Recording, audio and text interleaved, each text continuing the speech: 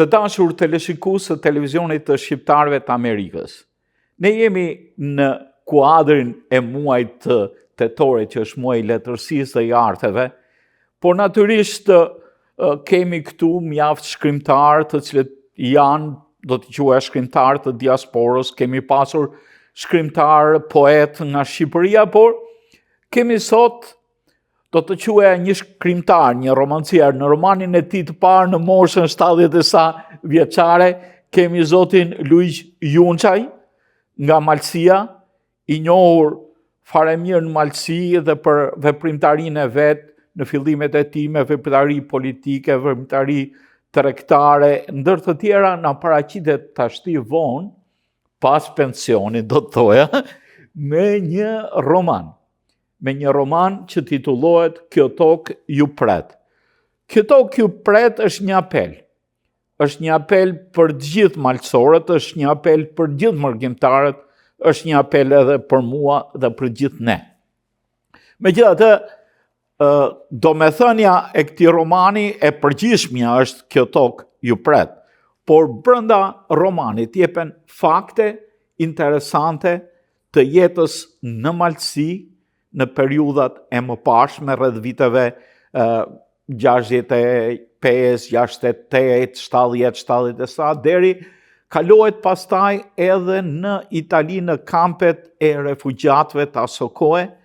Është një histori interesante, është një histori e vetë Malësisë, që autori e ka përmbledhur në këtë libër, por për të qenë më konkret, po ju paraqesim autorin Luiz Junçaj. Luiz, nga njerë është vështirë të marrësh guximin të dalësh me një roman në moshën tuaj. Pyetja ime është kjo. Pse e bëre? Sinqerisht me thënë se unë gjatë shkollimit ullë dhe të mesëm jam shkolluar në vendlindje, kuptohet në gjuhën shqipe, edhe pa modesti të rreshme, gjuhën dhe letërsinë i kam pas shumë gati me thënë si pasion.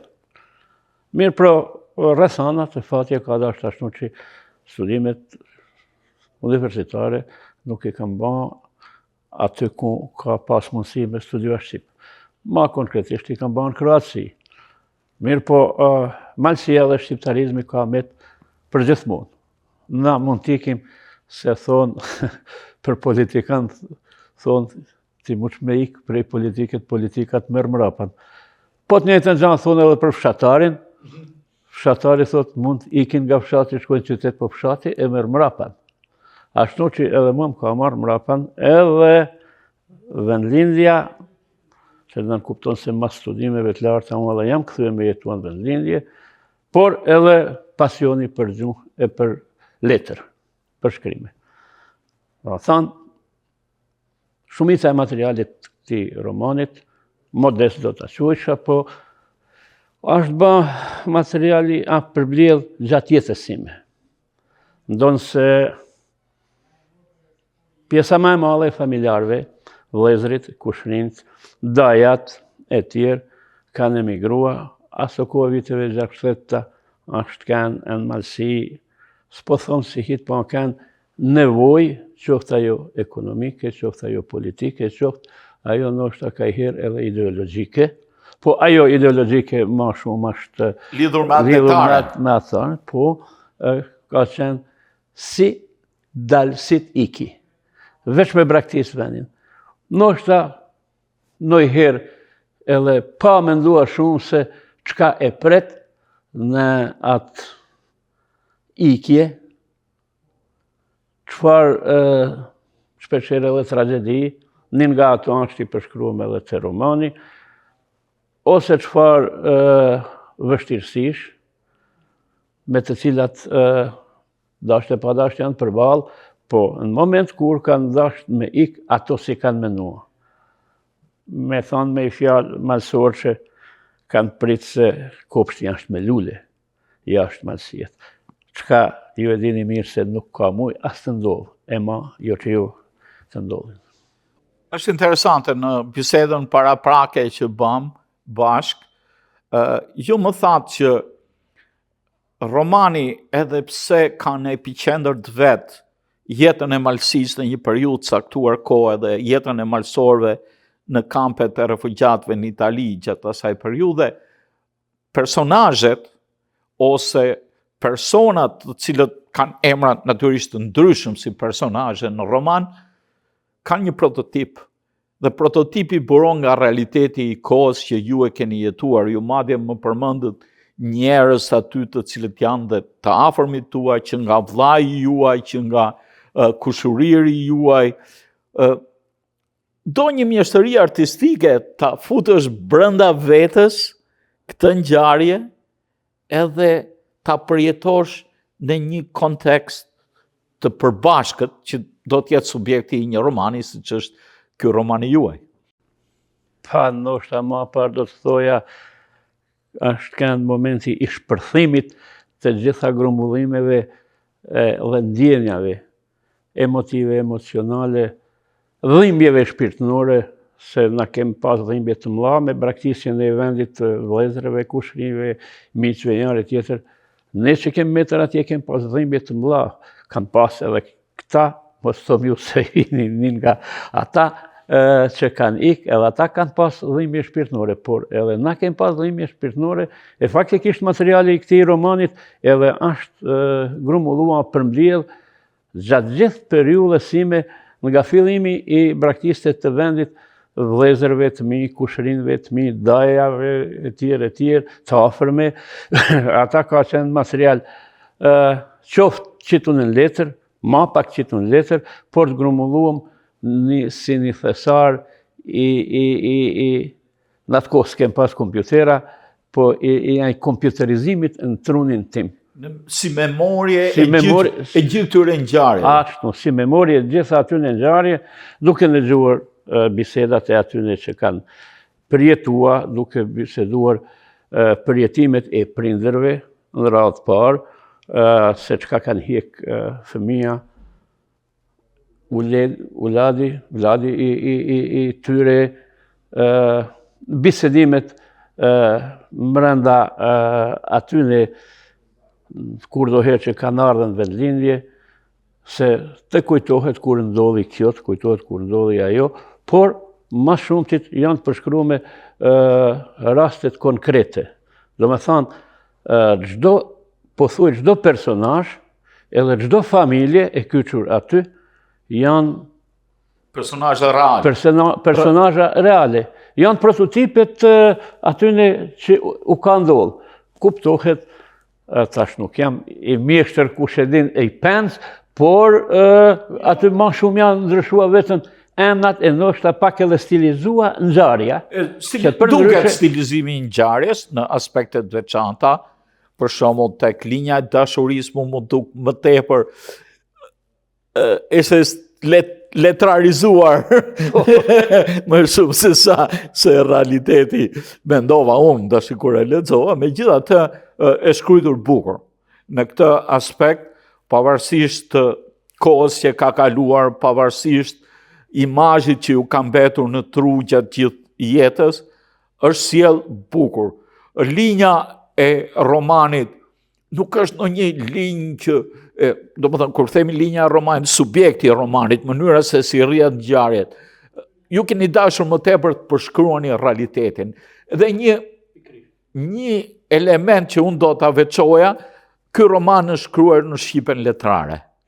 Ju jeni nga Malësia, unë kam shkrimtar malësor këtu, që e kanë edhe ata të vështirë ta shkruajnë shqipen letrare, krejtësisht, kam ose diku fusin një fjalë dialektore, po është natyrshme, sidomos për sa i përket dialogut midis personazheve, dhe aty ka dialog, ka dhe sqarim të termave që një lexues si puna ime që lexon letërsi nga letërsia shqipe, pak e njoh, domethënë e njoh letërsinë që shkruajnë shkrimtarët në Malësi, po nuk e di me detaje siç e njoh letërsinë shqipe, më vjen mirë në një aspekt që në këtë mënyrë ti i drejtohesh një lexuesi më të gjerë.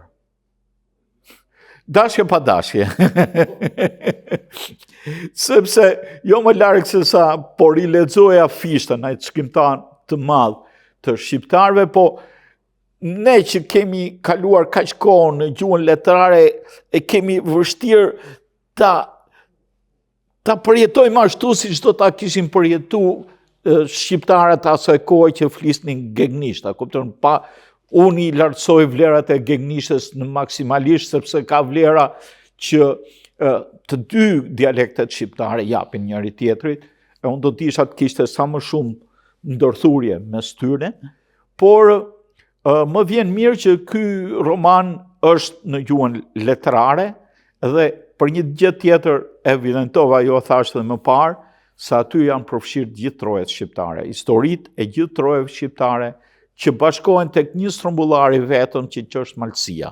Kjo trev zemër e patriotizmit shqiptar që siç e kemi vënë re edhe ne që jetojmë këtu mes malësorësh, gjallon edhe sot e kësaj dite me patriotizëm, gjallon me atë ndjenja, me atë mënyrë jetese, ne e shohim edhe sot tek malësorët tanë. Dhe unë ju përgëzoj për faktin që ju keni mbledhur detaje të ndryshme si një film që ju ka mbetur në kujtesë për të paraqitur jetën e malësisë asaj kohe.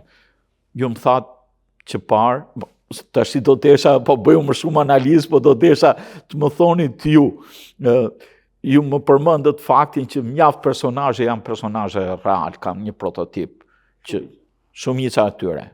Madje edhe shpreha që përdoret aty nga një djalosh tezak që njeh djalin e tezës, njëri është nga Kosova, tjetri nga Malësia.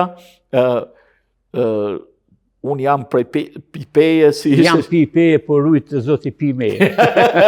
Aja është shprehje Dukagjinse, asa Dukagjinse.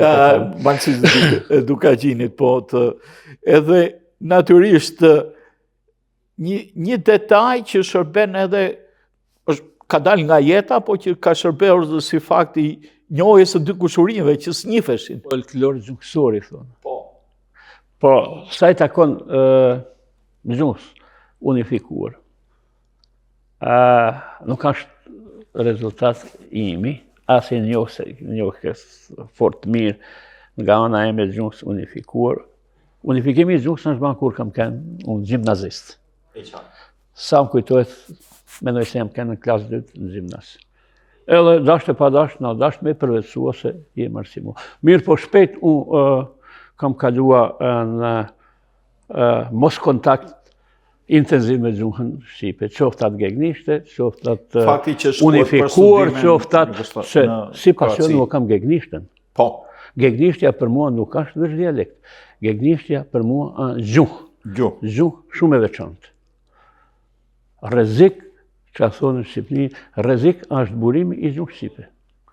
Ashtu e përjetoj unë. Jo, ka vetë fakti, nuk po I teori gjuhësore, ekzistencave bashkëtingëllorëve, undore, fjalëve të shkurta, e tjera, gjërave tjera, rranjve të saj. Por si ka ndodhë puna e gjuhës, materiali I bashkuam, e I përgaditun, ka shkua në dorë profesorit Francamaj. Ka qenë mos siguria ime, karshi vetë-vetit, a thua kam ban diçka që ja vlen dhe të botohet, a dhe të punohet për botim. Nis nga jo se jem bashkëvendas, por edhe misë mirë me Franin, I kam dhanë vetit liri me ju lutë, qëllë shojnë me po, a thua, ka vlerë këtu, ka brumë. Po, thonë në mëlsort, a thua, janë lojnë a fmish, apo ka diçka vlerë që mund përpunohet, përfundohet, edhe Frani, jo vesh se ka dhanë mendimin e vetë, ka dhanë edhe sugjerimet, po me vetë iniciativen e ka transferua në gjuhën e unifikuar. Me vetë iniciativen e Frani? Me vetë iniciativen e vetë e ka, edhe ma ka thonë, a i vetë ma ka shua me Dëviç, e kam lexua, kam ba sa përmirësime, anej kënej, edhe e kam kaluar në gjuhën unifikuar. Në bisedën e sipër me Franin, unë kam dhe, e kam pa, unë që ka donë ti, donë gegnishtën, donë mëlsortën, por ti duhet të adish se atë gjuhë që e ke përdor, atë dialekt që e ke përdor ti, për pos malësorve, s'ta kite kuptua kush romanin, i thëmë, pse mendon ti se dikush ka me lexua, për pos malësorve, Frani ma ka thënë shumë shurt. Çdo libër ka lexuesin e vet. Lutem mos vuajnë nga ajo.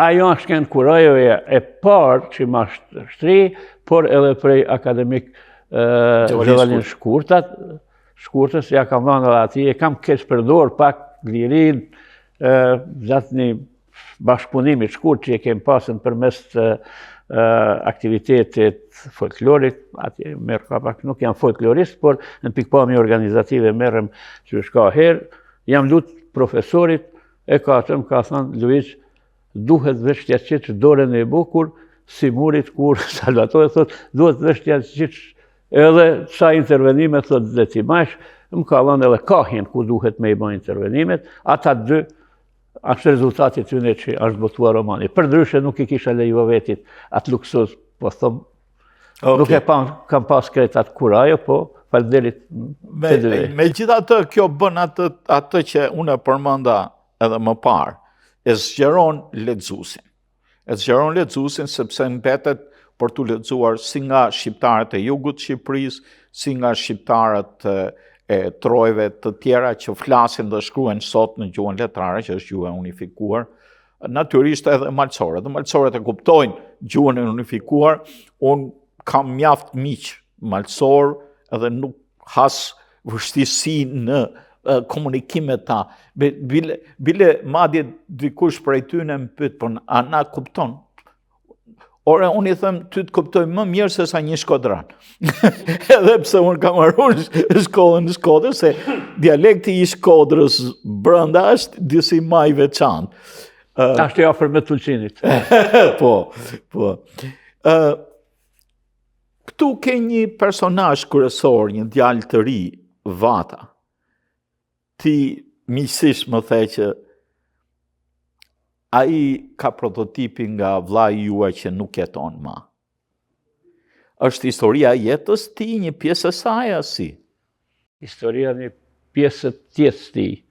Më thonë, asaj pjesë kur është gënjehjes që shumë të tjerë, në mënyrën e jetes aty tek ne, në mënyrën e trajtimit të rinis, të rinjve, qoftë në përshkollime, ku janë ba kuptohet se kem pas në atë kohë në gjuhën shqipe veç shkollën fillestare, fillore, atër shkon për shkolla zanada në Eklej, edhe në trajtimin e tyne si persone, si pjesë një kombit autokton, në trojet veta, por unë një rast e kam thonë një manifestimin në Mirdit, pak më provokuan, thash ju se kuptoni çka është të jetojsh në troje tua e në shtet huaj. Mos ja ve faj edhe atyne që janë të kam po këtë pyetje se nuk e kuptojnë. A shumë shtirë kuptohet, ne e kuptojmë. Ju e kuptoni, unë deri diku nga që kam miqe jetoj mes malësorësh, arrita kuptoj, por nuk e kuptoj ndjesin, sepse nuk e kam përjetuar që të jesh as kushi duke qenë dikushi. Duke qenë në tokën tane, në trojet e gjyshit, babgjyshit, stërgjyshit tanë, e të ndjesh si ai. Edhe ma i hershim se ai? Jo më largë të ashim, por më një detaj, nuk ka të bëj me ngjarjen, po është një ngjarje kohëve tanishme. Zhvilloi Miss Bota në një shqiptaro-amerikane e fitoi, por përfaqësuesja e Malit Zi del me xhubletën shqiptare. Në zonën ku duhet të ishin veshur me veshjet kombëtare. Edhe një vajzë që po e shite këtu shimur që kom pas. E këtë ju e përjetoni për ditë. Po na e përjetojmë, po pjesërisht e përjetoni edhe ju. Se anomali është, tragedi është, sërbët me fut lahutën në UNESCO. Po shëqër zoti që e kem fut xhubletën, se ajo çmendshmëria e tyre ndoshta u kite hi edhe në kokë që të marrin xhubletën me propozu ata. Ajo është që xhubletën e vesh Malazezja, po e vesh me burre. Për arsye se gjyshja saj ka qenë malsore. Ma shumë e pash mbi emri. Po, pra. Kishte një vit mrapa, po ishte marra emri. Ajo është e shtirë ta përjetojsh. Thot Lahuta është e imja. E ka fut në UNESCO, çka do me i bëu? Problemi ynë është ai. E kes përdorimet që i bëjnë ata në diçka tjetër. Mirë. Ti kthehemi romanit, natyrisht. Po, këto hasin debate. Romani përmbledh pikërisht jetën e malsorëve, jetën që nga fëminia, që nga rinia, largimin, por nuk di që ka ndonjë roman tjetër shqiptar, Frani ndoshta ta ka sugjeruar që unë nuk di që të ketë trajtu jetën e shqiptarëve në Itali, në kampet e refugjatëve. Ne kemi dëgjuar shumë mbi to, kemi edhe këtu fratin Drevasha, i cili ka ndërmjetësuar mjaft për malsorët, për t'i sjell nga kampet e refugjatëve këtu Kjo tregon që është një realitet, pavarësisht se zhvillohet në Itali, i takon realitetit shqiptar, i takon jetës së malësisë, i takon historisë të malësisë. Edhe nuk ka qenë histori me lule, sepse zbrisnin në Itali në një vend që s'dinin gjuhën, s'dinin asgjë, mund binin pre të veseve të ndryshme, jo po bigjozeve, jo po gjëra tjera, se në kamp ishin aty. Rruga për në Amerikë si ishte hapur aq kollaj aso kohë. Edhe ky fakt, edhe fakti që jepni duke u nisur me këndvështrimin nga malësia gjithë fatet e trojeve shqiptare rreth e përqark malësisë, si takimi me kushuririn Tezakun prej Kosove, apo preardhjen e ngjarjes historisë së Nitës, vajzës që bien dashuri me personazhin tjetër Vatën, dhe historia e saj, historia e shqiptarëve që kalonin kufirin, jo më larg se një javë përpara, unë takova një burr, 77 vjeç ishte sot, kishte ardhur 9 vjeç në Maltëzi. Ishin artisur nga një fshat i Shkodrës. Edhe kishin ardhur madje në fshatin Portej, në Maltëzi, kishin dhënë një shtëpi se ishte ajo periudha që donin të bënin propagandë e tjera me radhë. Dhe prej aty kishte ardhur në Amerikë, por ishte e njëjta histori. Në gjysma, siç mbeti në këtë, kur lexova historinë e Nitës që gjysma mbeti përtej, ky tregonte historinë tjetër që gjysma, tamam gjysma, sepse nuk i mbante sulja, jetoshin asaj barkës, familjen tjetër do detyruar të zbresin, sepse kishte punuar shpejt, por nuk e kishte hedhur në ujë që të mufatej, që të mos fuste ujë, megjithëse lyer me zit. Ishte historia juaj që parasitesni këtu. Është historia e shqiptarëve që arratiseshin pa ditur ku shkonin, duke lënë ferrin komunistëve Verogjes, duke kaluar në një ferr tjetër e pastaj në emigracion me fate si ata çka i ndodhin një nga personazhet aty Cubit që humbet jetën në Itali. Po nëse do ta definonim me një fjali të shkurt, do të thoja ajo është ai fati i mirë, i miruar i gjithë shqiptarëve. Se sa përshkruhet vendi plagutësi ku janë vendos familja, pjesa e familjes që ka arritur të kalojnë kufinin, Pashuku me familjen, me pjesën e familjes, ajo do të thotë se nuk ka pas zgjedhje. Ai nuk ka di asku kalon veç se ka di me kalua kufinin, për ta është kanë kryevepër. Punë e kryer e përsosur, kalova kufinin, kalova anej ku ka andrua. Mirë po, ai ka kalua prej një fer tjetër, që e thë ative.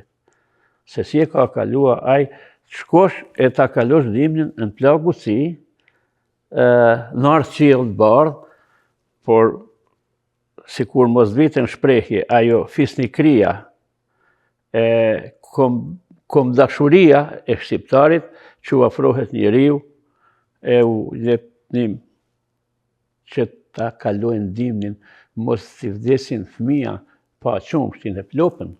është një skenë mjaft domethënëse, unë besoj që është reale. Realitet. Është realitet, një fakt që ju e keni përjetuar. E kam një gjua. E ka një gjua, sidoqoftë, pa ka ndodhë. Po. Pra, marrëdhëniet ndër konfesionare, ndër fetare, ndër shqiptarët, kanë qenë së pari marrëdhënie vllaznore midis njëri tjetrit. Dhe fakti e që përmendet në detaj në këtë aspekt që jep në roman e tregon këtë. Megjithatë, ju më pyetët ndërkohë, por edhe unë e kapa, duket se romani nuk ka fund, sikur s'ka mbaruar aty, sikur ngelet përgjysëm, sikur pritet diçka tjetër. Megjithë dashurinë midis Vatës dhe Nitës, janë dy personazhet kryesorë, Nita shtohet në fund, tregon të ardhmen, po kjo e ardhmje ngelet peng, ngelet e varur pezull diku. Pse? Po, shumë më kanë pyet, e ke lanë të pa definuar.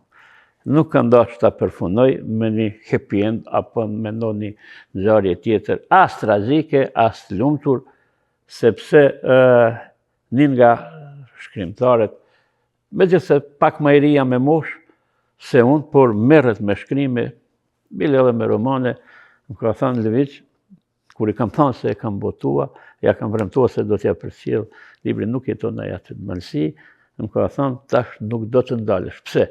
Kur fillon thot me shkrua, atëherë është si fëmiu i ngjitet si fëmiu nanës, gjinis nanës.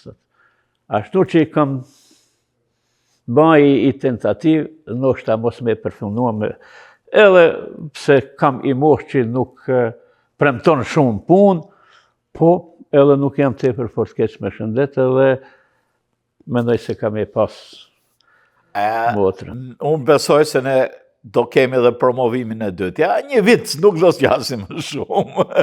Besoj se në pension jetash, anët ekonomike do t'i ke zgjidhur, tash problemet, njeriu do të lej një gjurmë. Edhe një libër është një gjurmë e jetës njeriu. Një libër është një gjurmë e juaja si intelektual, si atletar, si patriot, që ja le vendlindjes, ja le familjes, ja le kujtimit tuaj. Në anglisht quhet legacy, do më thënë trashëgimia, që le të tjerëve.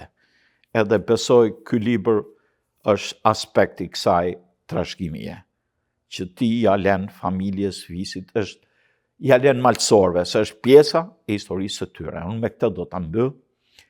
Urojmë që ne do të takohemi bashkë sërish në datën 2 nëntor, në orën 2, në ambientet të kishës së Shëmpalit do bëhet promovimi i librit të Luiq Junçaj, Kjo tokë ju pret, me këtë apel mjaft të dhimbshëm, por konkret, edhe aty do të jo paraqesim vetë bashkëdhetarëve të Luiqit, edhe të gjithë që do të jenë pranishëm këtë roman, do të kenë mundësi ta marrin prej autorit edhe me nënshkrim. Luiq, miru takofshim pra në këtë promovim, që ju keni, harrova të pyes, i keni bërë promovime të tjera sikur përmendet Mirditën, po? Kam bën në Tuzë, në Shkodër e në Koplik. Edhe në Koplik? Po. Okay. Kam dashur në Malsi. Jo, në rregull, është pjesa që e njeh atë realitet. Natyrisht në Tuzë po se po, në Koplik aty afër, edhe në Shkodër patjetër si qendër kulturore gjithë Djepi i kulturës. E kulturës së shqiptarisë. Luiq, edhe një herë të faleminderit. Faleminderit ju për ftesën. Respekt për ju personalisht edhe për gjithë stafin e për televizorin tuaj. Shifemi në promovimin ju mirëpresim. Do të vi me gjithë kënaqësi. Kam shumë angazhime të ndryshme dhe kisha frikë mbaroj, po e mbaroj shpejt libri të tërheq, ku edhe kjo është një shembull që ka vlera që duhet t'ua trashëgojmë edhe brezave të rinj, edhe atyre që e kanë mendjen vetëm tek celularet. Scriptamanën thot latini, ajo shkrimi mbetet. Edhe kjo është një vepër që duhet lecuar. Miru takofshim pra. Ju falemnderit. Faleminderit ju. Faleminderit.